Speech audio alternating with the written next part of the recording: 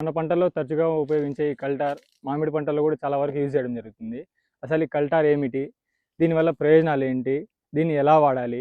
ఏ వయసు గల చెట్టు వరకు మనం వాడాలి? అసలు ఇది పోసుకునే విధానం ఎలాగా?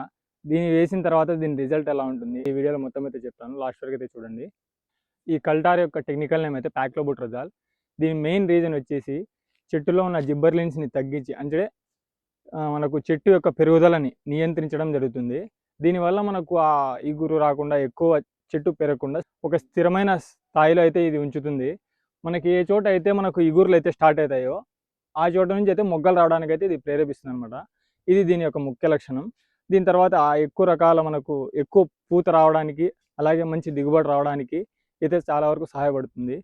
దీంట్లో ఉన్న ఒక డిసడ్వాంటేజ్ కూడా ఏమంటే, మనకు కాయ షేప్ కానివ్వండి, క్వాలిటీ కానివ్వండి, కాస్త ఇది వాడిన తర్వాత తగ్గడం అయితే జరుగుతుంది.